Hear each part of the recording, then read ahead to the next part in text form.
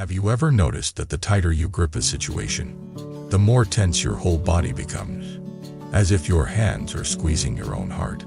And have you ever wondered why letting go sounds so simple, yet feels so hard, like you are being asked to drop the very thing that makes you feel safe? Welcome back to the channel. Today we are going to talk about letting go, not as a cute quote, not as a passive surrender, and not as pretending you do not care. We are going to talk about letting go as a kind of inner strength, the kind that breaks anxiety at the root and turns pain into wisdom. And we are going to do it through a story, because stories are how the mind learns without turning everything into a debate.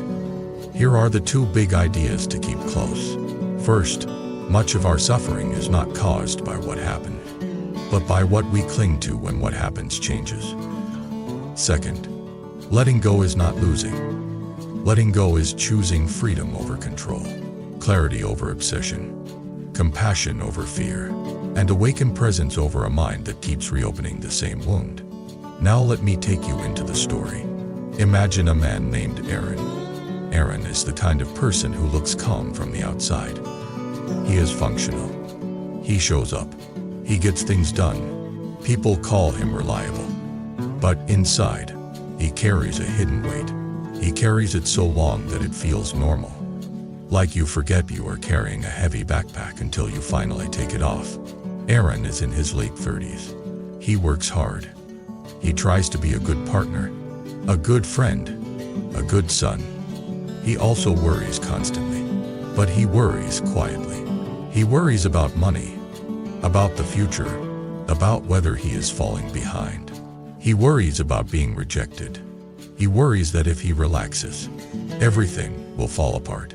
If you asked him what the problem is, he would point to real things: stress at work, family expectations, a relationship that feels uncertain, a world that feels unstable. But if you listened closely, you would hear a deeper theme under all those topics.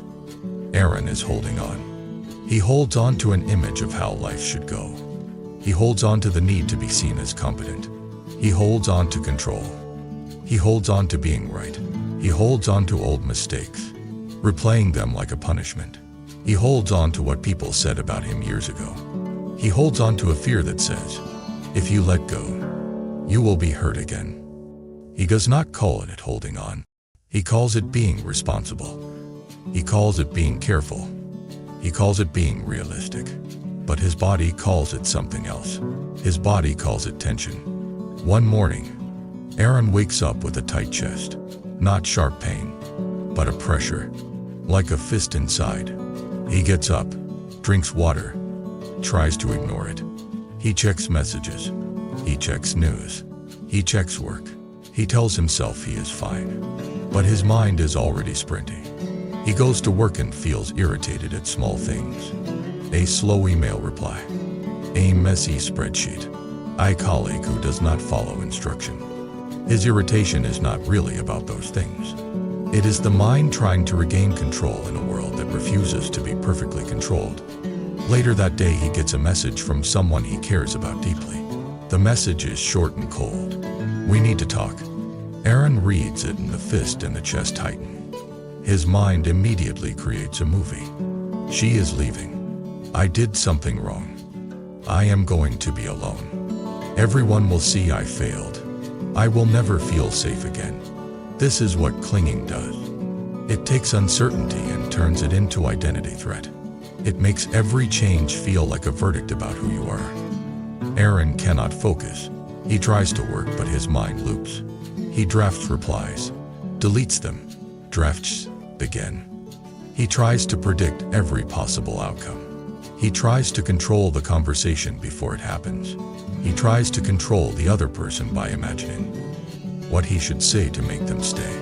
This is the moment where many people think they are trying to save love, but they are actually feeding fear. Fear loves rehearsal. Fear loves control fantasies. Fear loves the illusion that if you think hard enough, you can prevent pain. Aaron goes home, and that night he cannot sleep. He scrolls. He snacks. He walks around the room. He tries to distract himself, but the mind is not satisfied. The mind says, you must solve this now. You must fix this now. You must not let go of this now.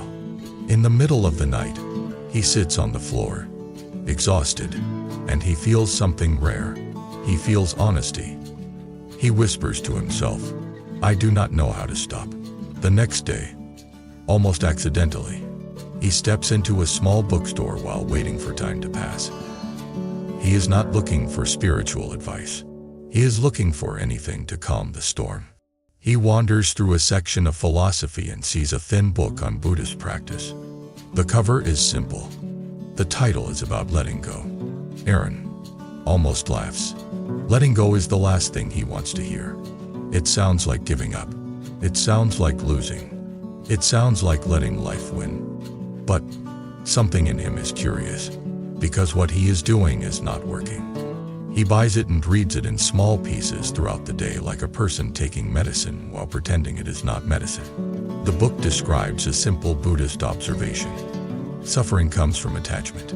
Not attachment as love, but attachment as clinging. Clinging to what changes. Clinging to outcomes.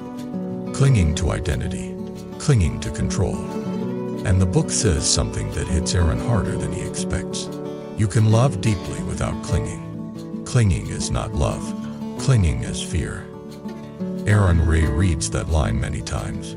He realizes he has been confusing fear with love. He has been gripping relationships like they are life rafts. He has been gripping outcomes like they are oxygen.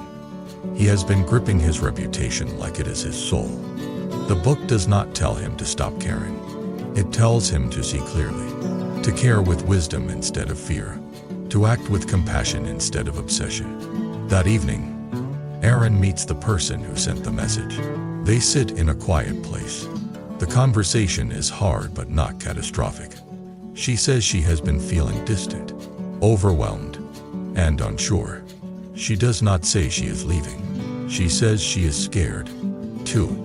Aaron feels a wave of relief, then a wave of shame. Relief because the worst-case story did not happen. Shame because he realizes how quickly his mind turned uncertainty into disaster. After the conversation, he goes home and sits quietly. The storm is smaller, but the deeper pattern remains. He knows it will return. He wants to understand it. He decides to try a practice the book describes. Not a ritual, not a belief, a simple experiment. When a stressful feeling arises, do not immediately follow the thought. Turn attention to the body. Feel the raw sensation. Notice its shape, intensity, movement. Notice that it changes. Then notice the thoughts that try to label it. Danger, failure, rejection, loss. Then gently say, this is a passing experience, not a permanent identity. Aaron tries this the next day when he feels irritation at work. He notices the tightness in the jaw, the heat in the chest, the urge to control. He breathes. He watches. He does not feed the story. The irritation still exists, but it does not own him as much. Then he tries it when anxiety rises about money. He feels the tension in the stomach. He notices the thought, I will never be safe. He does not argue with the thought. He does not obey it either. He labels it worry. He returns to sensation. He notices that even the fear has waves. This is a turning point, because Aaron begins to see the difference between pain and suffering. Pain is the rawest comfort that can arise in life. Suffering is the extra layer created by clinging. And storytelling, letting go, in this practical sense, is refusing to add the extra layer. But Aaron has a deeper issue. There is one thing he cannot let go of. A person from his past, an old betrayal, a friend who humiliated him publicly years ago. Aaron tells himself he is over it. He even jokes about it sometimes. But inside, the memory still has power. It still tightens his chest. It still makes him angry. It still shapes how he trusts people. This is where Buddhist teaching becomes uncomfortable but freeing. It suggests that holding on to resentment is like drinking poison and hoping the other person suffers. Resentment feels like strength, but it is actually bondage. It ties your mind to the person who harmed you. It keeps you living in a past moment again and again. Aaron does not want to forgive. Forgiveness sounds like letting them off the hook. Forgiveness sounds like saying it was okay. Forgiveness sounds like losing his protection. Then he reads a description that changes the meaning. Forgiveness is not saying it was okay. Forgiveness is saying you refuse to keep paying the cost. He sits with that. He realizes the cost is his peace, his trust, his softness, his sleep. He has been paying the cost every time the memory returns. One night, he tries a different practice. He brings the memory up gently, not to torture himself, but to look at it with awareness. He notices the sensation, heat, tightness. He notices the story. How could they do that? I was naive. People cannot be trusted. He notices the urge to replay, to punish, to fantasize about revenge. Then he asks a question that feels strange. What am I protecting by holding on? The answer comes slowly. He is protecting an identity. The identity of being the one who was wronged. The identity of being the one who must never be fooled again. The identity of being the one who must stay guarded. He realizes that this identity gives him a sense of control, but it also shrinks his life. It makes him suspicious. It makes him cold at times. It makes him avoid intimacy. This is the moment where letting go becomes real. Not a slogan, a decision. Aaron does not force forgiveness like a performance. He does something simpler. He chooses to stop rehearsing the story. He chooses to stop feeding the fire. He chooses to feel the pain without turning it into endless suffering. He chooses to release the grip a little at a time. At first, it is not pretty. The mind keeps returning. The anger keeps returning. But each time it returns, he practices again. Sensation, thought, breath. Slowly, the memory loses its sharpness. The story fades from a screaming color into a softer shade. It is still a memory, but it is no longer a prison. This is how letting go works. Not through one dramatic moment, but through repeated recognition and release. Now, let us step back and look at the deeper Buddhist logic behind this, but still keep it grounded. In Buddhist philosophy, clinging is driven by a mistaken belief that the self must be protected at all costs. The self as a fixed thing. The self as a permanent identity. The self as a story that must be defended. But when you look closely, the self is not a solid object. It is a flow of sensations, thoughts, moods, memories, and habits. It changes constantly. When you cling, you treat a changing flow as if it must be frozen. That creates tension. That tension is suffering. Letting go is not destroying the self. Letting go is seeing that the self is already changing. So you stop fighting reality. This is why letting go can destroy anxiety at its root. Anxiety often comes from trying to secure what cannot be secured. Time, reputation, control, certainty, other people's feelings, the future. When you accept that you cannot control everything, and you commit to wise action instead of total control, anxiety loses its main food. The letting go does not mean doing nothing. Buddhism is not saying you should become careless. It is saying act without clinging, work without obsession, love without possession, plan without panic. Aaron starts practicing this in daily life. When he has a goal at work, he focuses and works hard, but he stops tying his self-worth to the outcome. He does what he can, then releases the rest. When he has a conversation with his partner, he speaks honestly, but he stops trying to control her emotions. He listens. He acts with kindness. He allows her to have her own inner world. When he feels the urge to prove himself, he pauses. He asks, is this action coming from wisdom or from fear? This question becomes his compass. He also begins practicing compassion in a new way, not just for others, but for himself. He realizes that he has been harsh with himself for years. He calls himself weak when he feels anxious. He calls himself stupid when he makes mistakes. He calls himself behind when he sees other people succeed. This inner harshness is also clinging to an image of who he should be, clinging to perfection. So he practices letting go of self-punishment. When a mistake happens, he learns from it without turning it into identity.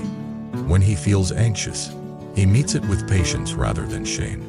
He begins to treat his own mind like a friend rather than an enemy. This is not soft in a weak way. It is strong in a wise way, because shame does not heal. Shame hides. Compassion heals. Compassion reveals and repairs. Something changes in Aaron. His friends notice he is calmer. Not sleepy calm, but steady calm. He is still active. He still works. He still cares. But he is less reactive, less defensive, more present. One friend asks him what happened. Aaron almost does not know how to answer. He wants to say he found a secret, but the secret is embarrassingly simple. He says, "I started practicing letting go." The friend laughs. That is vague. Aaron nods. It is vague until you live it. So Aaron tells him a small example. When someone criticizes me, I used to cling to being right, and I would argue for hours in my mind. Now I pause and ask, what do I really want here? Often I want respect, or I want to feel safe. If I can give myself that safety through awareness, I do not need to win the argument. Then I can respond calmly, or I can let it pass. The friend listens and looks thoughtful. He admits he has been stuck in the same pattern, especially online. He says he gets pulled into comment fights that ruin his mood for the whole day.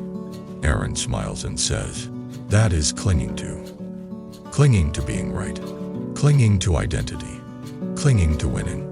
They both laugh softly, because it is so human.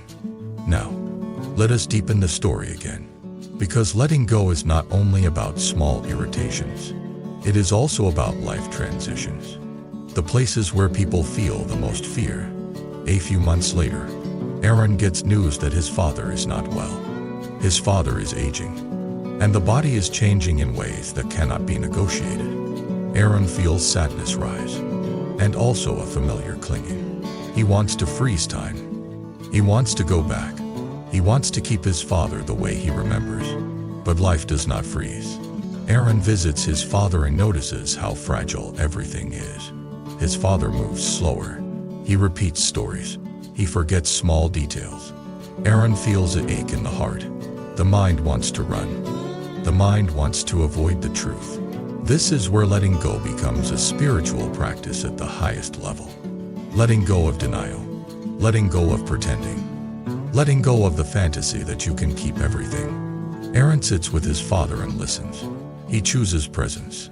He chooses love. He chooses to be there fully, even though it hurts, because it hurts only because it matters. He realizes something that many people learn too late. When you cling to avoiding pain, you often lose the chance to love deeply. Presence includes pain, but presence also includes meaning. This is why Buddhist wisdom talks about impermanence as a teacher. Everything changes. That is not cruel. That is reality. And when you accept reality, you stop wasting energy fighting what cannot be fought. Then your energy can go into what matters. Aaron starts visiting more often. He helps with small things. He asks his father about his life. He hears stories he never heard before. He learns that his father carried his own fears, his own regrets, his own silent burden. Aaron feels compassion rise. He realizes his father was never a perfect authority. He was a human being trying to survive. This compassion is also letting go. Letting go of childish expectation. Letting go of blame. Letting go of the story that parents should have been flawless. Aaron feels lighter. Not because life became easy, but because his heart became wiser. Now, I want to connect this to a simple karmic insight. In Buddhism, karma is not just a mystical idea. It is cause and effect in the mind and in behavior. When you cling, you create tension. That tension shapes your actions. Those actions create consequences. When you let go, you create space. That space shapes your action. Those actions create different consequences. When Aaron clung to control, he snapped at people. He worried constantly.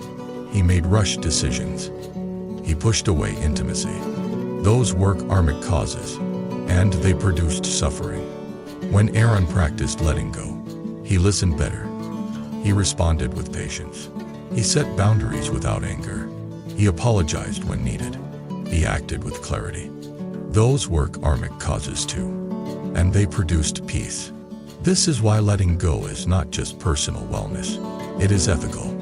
Because when you are less reactive, you cause less harm. And when you cause less harm, you suffer less regret. And when you suffer less regret, the mind is quieter. This is a virtuous cycle. Now let us talk about a fear that many people have when they hear letting go. They think letting go means becoming weak. They think letting go means being used. They think letting go means tolerating disrespect. That is not what it means. Letting go means releasing the inner grip that turns every situation into a war for identity. It does not mean you stop protecting yourself. It means you protect yourself without hatred. You set boundaries without obsession. You walk away without needing revenge. In fact, letting go often makes boundaries stronger because you stop negotiating with fear. You act from clarity. Aaron learns this when a co-worker repeatedly crosses a line. In the past, Aaron would either explode or swallow it and resent. Now he speaks clearly. He says what is not acceptable. He states what will happen if it continues. Then he follows through calmly. This is not clinging. This is wisdom in action. Letting go of the need to be liked by everyone. Letting go of the fear of conflict. Letting go of the old habit of self-betrayal. Now, here is the part where many people feel the most resonance. Aaron begins to notice that letting go is not one thing. It is many small releases. Letting go of the urge to check your phone again and again. Letting go of the need to replay an argument. Letting go of the habit of comparing yourself to others. Letting go of the fantasy that your past should have been different. Letting go of the belief that you must be perfect to be worthy. Letting go of the story that one mistake ruins you. Letting go of the demand that people must always understand you. Each release is small, but together they create a new life. This is where the spiritual tone becomes clear. Letting go is a kind of awakening. It wakes you up from the trance of grasping. It wakes you up from the prison of identity. It wakes you up into the present moment, where life actually happens. And when you wake up, something else grows naturally. Compassion. Because you see that everyone is clinging to something. Everyone is afraid of losing something. Everyone wants to be safe. Everyone wants to be loved. Everyone wants to feel that their life matters. When you see that, you judge less. You attack less. You listen more. You become softer without becoming weak. Aaron notices this in himself. When he meets someone angry, he is less likely to match anger. He is more likely to notice pain under the anger. That does not mean he lets the anger control him. It means he responds from compassion and clarity. This is the union of wisdom and compassion. Wisdom sees impermanence and stops clinging. Compassion meets suffering without hatred. Together, they become a path. Now let me bring this closer to you. Because you might be thinking, okay, but my life is complicated. I cannot just let go. You are right that life is complicated. Letting go is not a switch you flip. It is a practice you return to. So here is a way to make it real. In the simplest possible terms. When something triggers you, notice the first place it shows up. The body. Tight jaw. Heavy chest. Knot in the stomach. Buzzing in the arms. Heat in the face. Do not argue with the sensation. Just notice it. Breathe. Let it be there. Then notice the story that appears. They should not treat me like that. This should not be happening. I cannot handle this. I will fail. I will be alone. I will never be safe.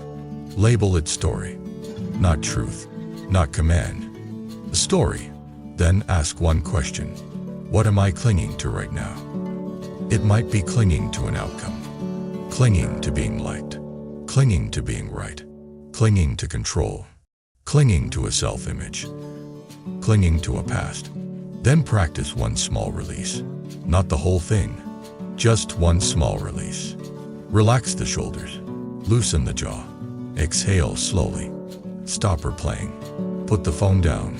Wait before responding. Choose one kind action. Choose one truthful sentence. That is letting go. And each time you do it, you train the mind. This training is real. It is not imaginary. The mind becomes what it practices. Now, I want to share a reflection that often creates a deep emotional shift. Sometimes we cling because we believe clinging is loyalty. We cling to a painful relationship because we think leaving is betrayal. We cling to self-criticism because we think being kind to ourselves is laziness. We cling to old guilt because we think releasing guilt means we did not care. We cling to anger because we think anger protects us. But Buddhism invites a different loyalty. Loyalty to truth. Loyalty to compassion. Loyalty to inner freedom. Loyalty to the present moment. You can care deeply and still let go of what harms you. You can love someone and still release the need to control them. You can regret mistakes and still release self-hatred. You can seek justice and still release vengeance. This is not weakness. It is maturity. Aaron, as the months pass, does not become a perfect person. He still clings sometimes. He still catches himself spiraling. But now he recognizes it sooner. And recognition is half the liberation. One day he is walking outside after a hard week. The air is cool. The sky is quiet. He feels stress in the body. But he also feels something new. Space. He stops for a moment and watches leaves move in the wind. He realizes the leaves do not fight the wind. They move with it. They do not cling to one position. They respond. They bend. They release. Aaron smiles softly. He feels that this is the real teaching. Not in words, but in life. Everything changes. Fighting change creates suffering. Meeting change with awareness creates peace. He goes home and sends a message to his partner that is simple and honest. I am learning to be less afraid. I am learning to let go. Thank you for being patient with me. She replies with something simple too. I am learning to. In that exchange, Aaron realizes letting go also creates intimacy. Because clinging creates pressure, and pressure suffocates love. When you release pressure, love can breathe. Now, before we close, I want to speak directly to the part of you that might be holding on to something right now. Maybe you are holding on to a person who does not treat you well. Maybe you are holding on to a mistake that you cannot forgive. Maybe you are holding on to a fear that keeps you from trying. Maybe you are holding on to a version of yourself that no longer fits. Maybe you are holding on to anger because it feels like strength. I cannot tell you exactly what to do in your situation, but I can offer a gentle truth. If holding on is making you smaller, more fearful, more reactive, it is not protecting you the way you think. It is costing you. Letting go does not mean you lose everything. It means you stop losing yourself. And that is the most important thing, to stop losing. Now I want to invite you to share your story. What is the hardest thing for you to let go of? Is it control? Approval? A relationship? A past mistake? A fear about the future? And what happens in your body when you try to release? Even a little. Leave a comment with your experience in your own words. Someone else reading might feel less alone because you spoke honestly. If you want more videos like this, subscribe to the channel, like the video, and stay with us. And if you want to support deeper long-form content, consider joining as a member so we can keep making teachings that are slow, practical, and human. Thank you for spending this time with me. Until next time, breathe once, soften once, and practice one small release. Over time, those small releases become a new life.